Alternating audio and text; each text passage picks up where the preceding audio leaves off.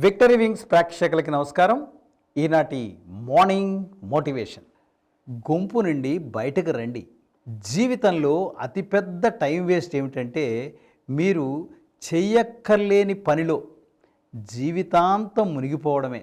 ఏ సంస్థలోనైనా నిజమైన యోగ్యత కలవాడు ఎప్పుడూ పోటీకి, రాజకీయాలకి అతీతంగా వ్యవహరిస్తాడు. యోగ్యత లేని సాధారణమైన వాడు మాత్రమే రకరకాల ఆఫీసు రాజకీయాలు నడుపుతూ నిరంతరం ఇతరులను ఇంప్రెస్ చేయాలనుకునే ఉద్దేశంతో పనిచేసే వ్యక్తులు తమ సహజ ప్రతిభను కోల్పోవడమే కాక తమ ఆత్మ ఔన్నత్యాన్ని అంటే సెల్ఫ్ ఎస్టీమ్ని కూడా తగ్గించుకుంటారు. టాలెంట్ ఉన్నవారికి ఎప్పుడూ అవకాశాలు ఎదురు చూస్తూ ఉంటాయి. వారెప్పుడు ఉద్యోగం, పని కోసం ఎదురు చూడనవసరమే లేదు.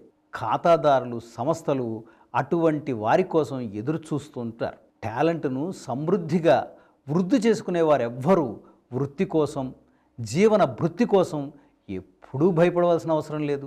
తమ అంతరాత్మ పిలుపుకు ప్రతిస్పందించిన వ్యక్తి సేవలకు డిమాండ్ లేకపోవడం అంటూ ఉండనే ఉండదు. ప్రతిభతో పాటు వృత్తి నైపుణ్యం, సమకాలీన జ్ఞానం, సరి అయిన దృక్పథం, భవిష్యత్తు పట్ల వ్యూహం, మంచి అలవాట్లు ఉన్నవారికి విజయం కొంత నెమ్మదిగా రావచ్చేమో కానీ ఖచ్చితంగా వస్తుందండి.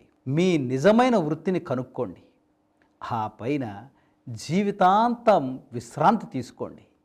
ఎందుకంటే అప్పుడు మీరు పని చెయ్యరు. మీ ద్వారా అప్రయత్నంగా ఆ పని జరిగిపోతూ ఉంటుంది. జీవితాన్ని పండగ చేసుకోవడం అంటే అదే.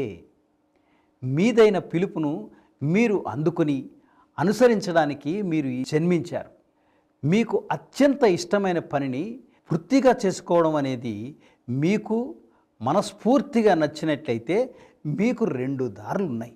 ఒకటి, ఏదో ఒక రోజు అసలైన పిలుపు దానికదే వస్తుంది, ఎదురు చూస్తూ ఉండడం.